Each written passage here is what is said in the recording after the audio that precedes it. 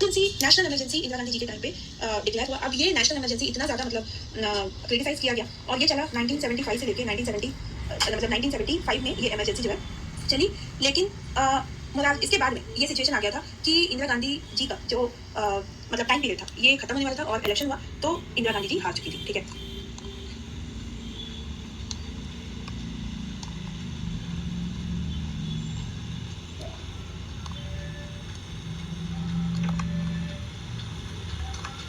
1975 से लेके मार्च 1977 तक। और इस टाइम पे इसके बाद में बहुत ज्यादा क्वालिटी यहाँ पे देखी गई। Right of freedom of speech वो खत्म हो गया था। उसके बाद इलेक्शन हुआ, इंदिरा गांधी जी हार चुकी थी। ठीक है, इंदिरा गांधी जी का पीरियड यहाँ पे खत्म होता है। तो उसके बाद शुरू हुआ पहली बार जो गवर्नमेंट यहाँ पे चुन के आई, बीच में उसको मैंने ऐड नहीं किया लेकिन मैं बताती हूँ यहाँ पे। अब पहली बार इलेक्शन में जीत के आया नॉन कांग्रेस पार्टी जनता पार्टी। ठीक है, और यहाँ पे पीएम बने मोरारजी देसाई पीएम बने। ठीक है, इनका कार्यकाल चला 20 मंथ का और इनके पीरियड में ये एक इंटरनल इमरजेंसी ये सब हुआ। तो इंटरनल इमरजेंसी की वजह से इनका जो फोकस रहा वो बहुत ज्यादा फॉरेन इश्यूज पे ना होते हुए वो संविधान को ठीक करने में उनका पूरा यहाँ कोशिश लग गई। ठीक है, संविधान या कॉन्स्टिट्यूशन को उसके ऊपर ठीक करने के लिए इन्होंने बहुत ज्यादा जोरदार कोशिश की कि भाई ये अभी थोड़ी तानाशाही चल रही है, इसको ठीक किया जाए। तो इन्होंने फॉरेन पॉलिसी के ऊपर ज्यादा ऐसे ध्यान नहीं दिया।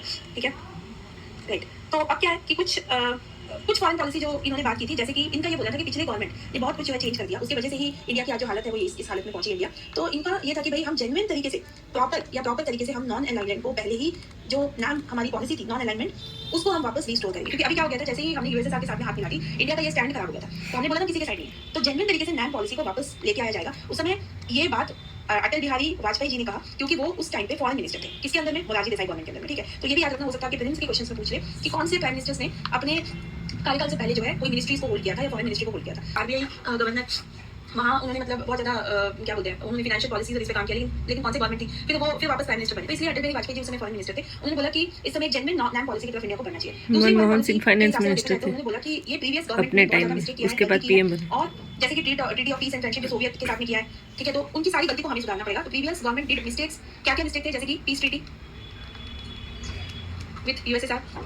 अच्छा, उनके हिसाब से इवन जो इंडिया ने यहाँ पे न्यूक्लियर टेस्ट किए हैं, ठीक है, और India wanted to nuclear disarmament policy. तो अभी जो डिसआर्मामेंट पॉलिसी थी इवन इंडिया को उसके अंदर ज्वाइन कर लेना चाहिए था, क्योंकि उनको ऐसा लगता था कि ये सब करके हम वर्ल्ड को नाराज कर रहे हैं। ठीक है, तो India wanted that nuclear explosion जो हमने यहाँ पीसफुल न्यूक्लियर एक्सप्लोजन किया वो भी हमारी गलती थी, तो उसको भी हमें रेक्टिफाई करना चाहिए। कैसे रेक्टिफाई करोगे? नॉन न्यूक्लियर डिसआर्मामेंट पॉलिसी पे साइन कर दो, ये इनका स्टैंड था।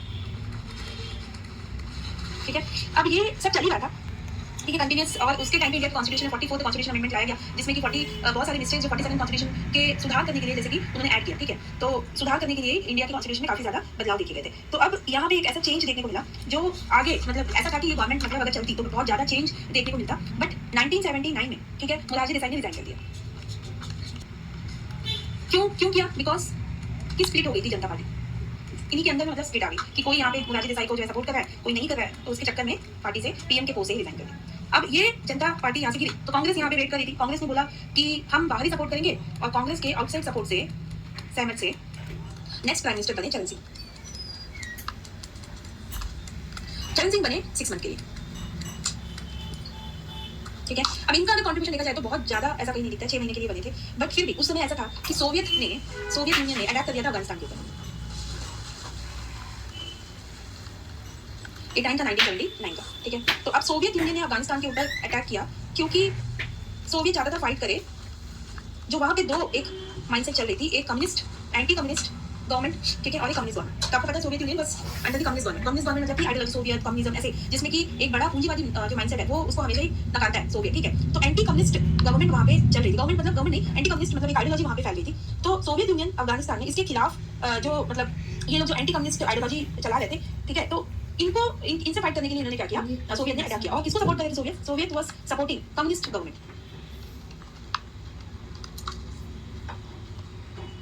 को, पूंजीवादी से साम्यवाद। ठीक है, कम्युनिज्म की जो आइडियोलॉजी है, तो यहाँ उसको सपोर्ट मिल रहा था सोवियत की तरफ से। अब ना ये लोग क्या करते थे, एंटी कम्युनिस्ट जो आइडियोलॉजी वाले थे, ये लोग बहुत ज्यादा माहिर थे गुरिल्ला वारफेयर में। तो गुरिल्ला वारफेयर क्या होता है, जैसे कि आपने देखा होगा मराठा लोग इंडिया में बहुत ज्यादा छुप के मारते थे, जंगल में रहते थे, पीछे से अटैक कर देंगे, सामने से आके नहीं लड़ेंगे, तो उसको गुरिल्ला वारफेयर बोलते थे। ठीक है, और गुरिल्ला यहाँ वापस ये चीज होता हुआ देखे यूएस यहाँ पे कूदा, और यूएस ने यहाँ पे लॉन्च किया, कहाँ पे, अफगानिस्तान की बात करें, ऑपरेशन साइक्लोन। यूएस सपोर्ट कर रहा था एंटी कम्युनिस्ट आइडियोलॉजी को, जो नाम से जाना जाता था अफगान मुजाहिदीन। ठीक है। और ये चाहते थे कि सोवियत यूनियन यहाँ से बाहर निकले। इसके लिए इन्होंने क्या किया, यहाँ पे ऑपरेशन साइक्लोन चलाया यूएस ने, ताकि सोवियत यूनियन को यहाँ से निकाल सके। एंड ये वही अफगान मुजाहिदीन है जो बाद में जाके बना तालिबान। तो आज जो हालत है अफगानिस्तान की, वो हालत यूएस के थ्रू है। यूएस ने खड़ा किया तालिबान को, यूएस ने बनाया यहाँ पे अफगान मुजाहिदीन को, और यूएस ने टेररिज्म फैलाया अफगानिस्तान में। और बाद में जब इतने सारे पैसे देने के बाद में अचानक से यूएस ने पैसे देने कम कर दिए, बंद कर दिए, और बिल्कुल सपोर्ट नहीं कर रहा था, क्योंकि देखो सामने से लक्षण वही है, पाकिस्तान वाला ही है यूएस का भी, कि सामने से आके सीना ठोक के नहीं बोलता है, ठीक है। वहां पे क्या हुआ, जब ये सब देखा गया कि भाई जो है यूएस ने अपना पूरा हाथ खींच लिया, तब ओसामा बिन लादेन जैसा इंसान वहां पे बना और उसने जाके यूएस पे अटैक किया। तो आप लोगों ने सोचा भाई कभी यूएस टेररिज्म के अंदर में आता भी नहीं, फिर जाके ओसामा बिन लादेन ने यूएस को इतना बड़ा अटैक करा, तो रीजन यही था।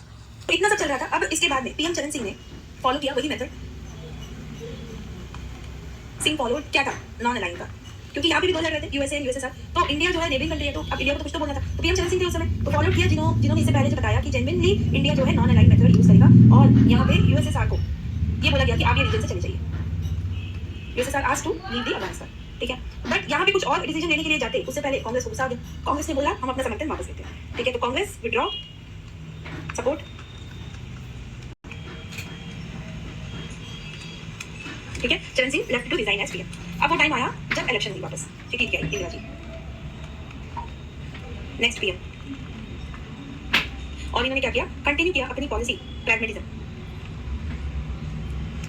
तो जो प्रैक्टिकल वे में जो डिसीजन लेना होगा वही डिसीजन लेना। अब इतना चल ही रहा था, ठीक है। इवन लेकिन इंदिरा गांधी जी ने, उस समय भी अफगानिस्तान इशू चल ही रहा था, इस समय इंदिरा जी जो है वो, इंदिरा गांधी जी साइलेंट रही अफगानिस्तान इशू पे, ताकि मेंटेन रखे पीस ट्रीटी को। क्योंकि हमने अगेंस्ट नहीं किया यूएसएसआर को, हमने ट्रीटी साइन किया। तो जैसे आज भी इंडिया वही करता है कि इंडिया ने क्या किया, यूएसएसआर के खिलाफ में कोई वोटिंग होता है तो इंडिया वहाँ पे अगेंस्ट में वोट नहीं करता, इंडिया चुप रहता है। इसका मतलब वो इंडायरेक्टली सपोर्ट करता है रशिया को, ठीक है।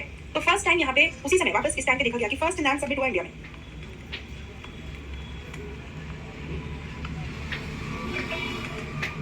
ठीक है, इन इंडिया।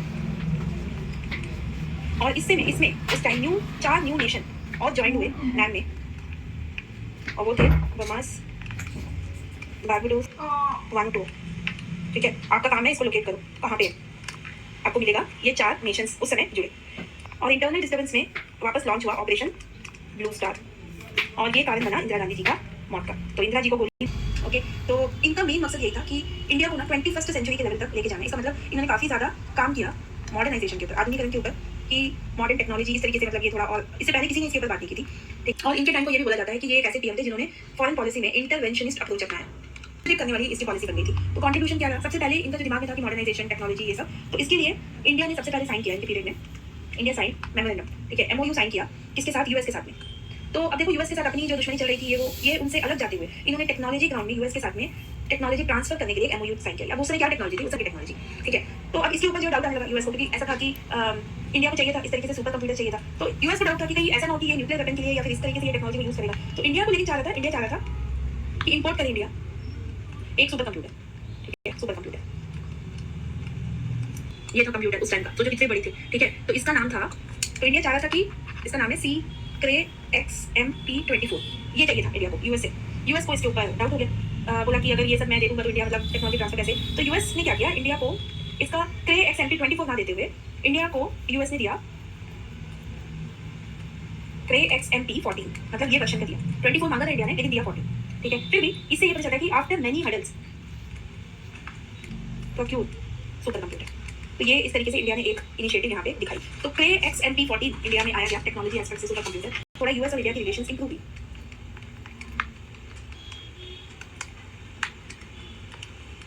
ओके, अब ना यहाँ ये भी बोला जाता है कि ये पॉजिटिव ओरिएंटेशन रहा यूएस और इंडिया के बीच में, बट यूएस एंड यूएसएसआर दोनों को इंडिया संभाल के ले जा रहा था। तो यूएस के साथ में अगर ये रिलेशन है, तो यूएसएसआर के साथ में भी इंडिया को संभालने थे अपने रिलेशन, और ये रिलेशन को बैलेंस करना था, ठीक है। तो अब यूएसआर के साथ इस समय क्या किया, इंडिया ने यूएसएसआर के साथ मिग, जो आज इसका लास्ट उड़ान भरा गया, ठीक है, MiG-28 फाइटर जेट यूएसएसआर से खरीदा, MiG-28 फाइटर जेट यूएसएसआर से खरीदा।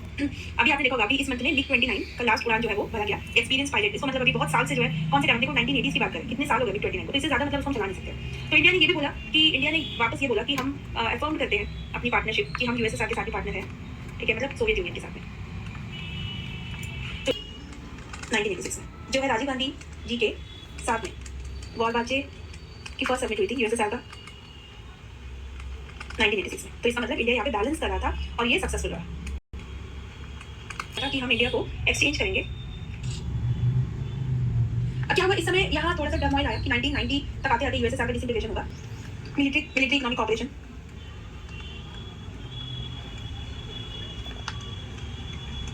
ठीक है, तो इंडिया ने ये एक रिलेशन बना ली थी सोवियत के साथ में और एक्वायर कर लिया था मिग 29 फाइटर जेट। अब क्या हुआ इस समय यहाँ थोड़ा सा टर्मोइल आया कि 1990 तक आते आते यूएसएसआर का डिसइंटीग्रेशन होगा और 1980 में यूएसएसआर की इकोनॉमी वापस थोड़ा डाउनफॉल में गई। ठीक है, एंड उस समय इंडिया ने लेकिन ये नहीं किया। इंडिया ने यहाँ पे अदर ऑल्टरनेटिव भी देखा कि रशिया मतलब यूएसएसआर के अलावा क्या एक ऑप्शन जो है इंडिया के पास हो सकता है। ये तो इंटरनेशनली इनका मतलब राजीव गांधी जी का टाइम की बात है। अब इसके बाद इंडिया का रिलेशन जो है उस समय चाइना के साथ में कैसा था, तो इंडिया चाइना रिलेशन 1986 में चाइनीज जो प्रीमियर एंड इंडियन आर्मी यहाँ पे अड़ गए थे। ठीक है, कहाँ पे अड़ गए थे, यहाँ अरुणाचल प्रदेश में एक वैली है, वहाँ पे वापस झगड़ा ये सब शुरू हो गया था। सेम ईयर इंडिया ने क्या किया, पार्लियामेंट डिवाइडेड की अरुणाचल प्रदेश को यहाँ पे एक स्टेटहुड देना चाहिए क्योंकि Arunachal Pradesh was first union territory. ठीक है, तो अब धीरे धीरे बाकी सारे नॉर्थ ईस्ट स्टेट को भी स्टेटहुड देना, तो अरुणाचल प्रदेश को यहाँ पे स्टेटहुड मिला, पार्लियामेंट ने जो है बिल एक्ट पास किया और Arunachal Pradesh become state of India.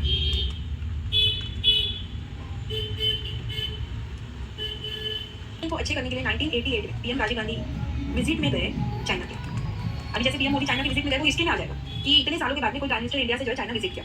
ठीक है, और ये टाइम था 24 ईयर्स के बाद, और आपको पता है ये 24 आवर्स निकल गए, 24 ईयर्स निकल गए नेहरू जी के टाइम से। तो after that he become the only PM जो चाइना विजिट की। ठीक है, तो यहाँ चाइना और इंडिया का रिलेशन इतना ज्यादा यहाँ पे प्रॉब्लम नहीं दिखता है, इट वाज ओके। तो अभी जो है वो विजिट में नहीं गए थे। तो जब भी इंडिया से पीएम अभी कोई चाइना विजिट जाता है, पाकिस्तान विजिट जाता है, तो उसकी हिस्ट्री आपको पता होनी चाहिए, इससे पहले कौन गया था, क्यों गया था, क्या एग्रीमेंट हुआ। जब तक बैकग्राउंड आपको पता नहीं चलेगा आप इसकी अहमियत नहीं समझ पाओगे। तो हमें लगेगा न्यूज़ में दिखा रहे इतना कौन सी बड़ी बात है। तो डिप्लोमेटिक रिलेशन समझने के लिए यार में पीछे की सारी फॉरेन पॉलिसी को समझना जरूरी है। ठीक है, तो अब एक मेजर रिलेशन यहाँ पे हमें गांधी जी के राजीव गांधी टाइम में देखना है, और ये अभी स्टार्ट हुआ तो फिर जो है लंबा चलेगा। तो इसीलिए आज की क्लास हम यहाँ पे एंड करते हैं। नेक्स्ट क्लास में पाकिस्तान के साथ इनका रिलेशन और जो मेजर मुद्दा था इंटरवेंशनिस्ट पॉलिसी में श्रीलंकन इशू, उसके ऊपर हम चर्चा करेंगे एंड नेक्स्ट क्लास को कंटिन्यू करेंगे राजीव गांधी के टाइम से और उससे आगे आने वाले टाइम गुजराल जी और बाकी अटल बिहारी वाजपेयी के टाइम। ठीक है, फिर आएगा हमारा मोदी जी का टाइम। तो मुझे लगता है और 2 क्लास फॉरेन पॉलिसी में चलेंगे, उसके बाद हम सीधा हमारे टॉपिक में जाएंगे नेबरहुड पॉलिसी में। ओके, मिलते हैं फिर नेक्स्ट मंडे।